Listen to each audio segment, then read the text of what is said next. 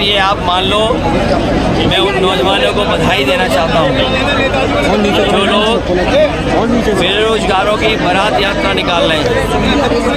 बेरोजगारों की बारात यात्रा, भारतीय जनता पार्टी को बुलडोजर की नुमाइश नहीं करनी थी। बेरोजगारों को रोजगार देने के लिए कुछ काम करना चाहिए था। मैं अपने तमाम नौजवानों को बधाई देता हूं कि बुलडोजर के खिलाफ बेरोजगार बारात यात्रा निकाल रहे हैं। उस बेरोजगार लोगों की बारात यात्रा में हम शामिल होने जा रहे हैं। ऐसी कम होती होंगी बारातें, वो बारातें दूसरे तरह की होती हैं। ये बेरोजगारों की बारात यात्रा है जिसमें मैं शामिल होने जा रहा हूँ। अगले जी कल राहुल जी ने रायबरेली से नामांकन किया, लेकिन प्रधानमंत्री मोदी जी ने कहा कि वो वायनाड से हार रहे हैं, इसलिए अमेठी हारने के बाद रायबरेली देखा है। कैसे लेते हो? उदाहरण है, नेता दो लोकसभाओं से लड़ते हैं। हम भी 2 लोकसभा से लड़ चुके हैं, नेताजी भी 2 लोकसभा से लड़ चुके हैं, प्रधानमंत्री जी भी 2 लोकसभा से लड़ चुके हैं। तो ये ऐसा नहीं है। रिकॉर्ड मतों से इस बार राहुल गांधी जी और रायबरेली दोनों जीतने जा रहे हैं। अच्छा जी, स्थानीय मुद्दे की बात, अगर विपक्ष जब जीत जाता है तो नए कपड़े पहन के शपथ लेने चले जाते हैं और हार जाते हैं तो ईवीएम पे ठीक रखते हैं। देखिए, इस बहस के में हमें उलझना नहीं है।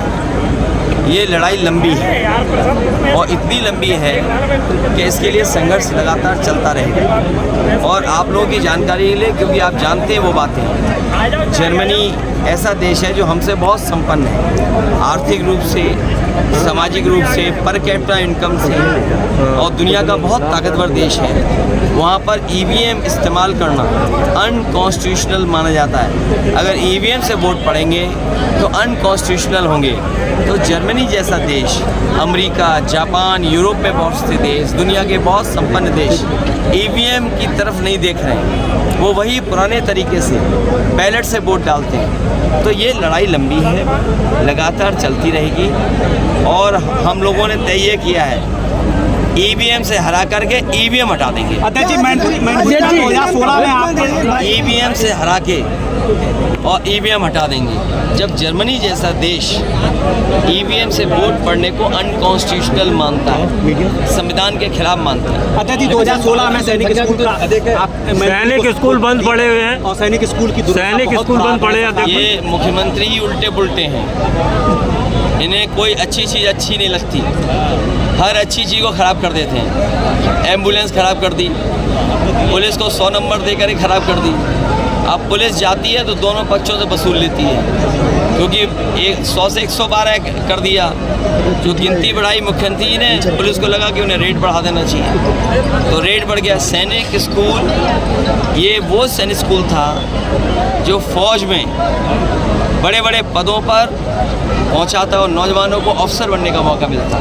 वो सरकार जो अग्निवीर जैसी टेम्परेरी नौकरी ला रही है, वो सैनिक स्कूल को कैसे स्वीकार कर सकती है? समाजवादियों की सरकार बनेगी, एमपी जीतेंगे यहाँ से, सैनिक स्कूल पहले की तरह चलेगा, जिससे बच्चों का भविष्य बने और देश में अच्छे अफसर बनकर के मैनपुरी से जाएं और देश की रक्षा करें। 72 फेज का चुनाव है, आप कितनी सीटें मान रहे हैं समाजवादी पार्टी? 2 फेसों में तो जनता ने बीजेपी को पलट दिया, इसीलिए 400 पार का नारा भूल गए, भाषा बदल गई उनकी। ये तीसरे चरण का जो चुनाव होने जा रहा है, इसमें सफाया भी होगा, 7 समुंदर पार फेंक दिए जाएंगे हार आकर के।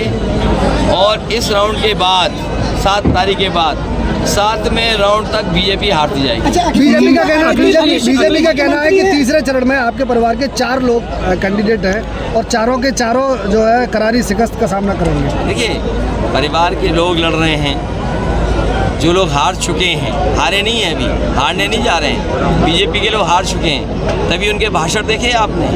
किसानों की आय दोगुनी पे नहीं बोल रहे, बेरोजगारी पे नहीं बोल रहे हैं, पेपर लीक पे नहीं बोल रहे हैं, महंगाई पे नहीं बोल रहे हैं, यहाँ पर क्या काम किया उसके लिए नहीं बोल रहे हैं। हम तो आपसे कई बार सुझाव दे चुके थे। ये जो टूरिज़्म मिनिस्टर हैं, कौन सा टूरिज़्म किया इन्होंने? कौन से टूरिज़्म को इंफ्रास्ट्रक्चर बेहतर कर दिया? क्या यहाँ पर मैन्युअली कोई ऐसा काम हो गया जिससे कि टूरिज़्म बढ़ गया हो यहाँ पर? आप बताओ, आप तो यहीं के लोग हैं सब। अध्यक्ष जी की मुख्यमंत्री हैं। नहीं, ये चैनल इन बातों में न उलझे। जो नए लोग हैं उन्हें लगता है कि राजनीति न जाने कैसी है, तो कम से कम ज़मीन पे रह कर के और इस गर्मी में उन्हें समझना चाहिए कि राजनीति में कितनी मेहनत है। अगर वो राजनीति को सीखना चाहता है और गरीबों के बीच और किसानों के बीच और गाँव की तकलीफ परेशानी को समझना चाहता है तो उसके लिए तो जाना चाहिए। हम लोग भी जाते हैं, पिछली बार भी गए, हमेशा जाते रहे। अध्यक्ष जी कल पीएम पे काम करने के लिए अध्यक्ष जी नहीं, हमें नहीं, अदिति जी जो भी राजनीति में आना चाहता है। कल पीएम मोदी जसवंत रहे हैं 4 लोकसभा में जो संदेश देने की कोशिश करेंगे, मन की बात। अब मन की बात कोई सुनना नहीं चाहता, न किसी मनमर्जी के बारे में कुछ कहना चाहती है और सुनना चाहती जनता। जनता संविधान की बात सुनना चाहती है और जो लोग होर्डिंग से गायब हैं जनता उन्हें भी गायब कर देगी। अच्छा, कर्नाटक में राहुल गांधी पे आरोप लगाया कि वो वहाँ ओबीसी का आरक्षण छीनना चाहते हैं। ये इसीलिए मैंने कहा कि संविधान की बात हो।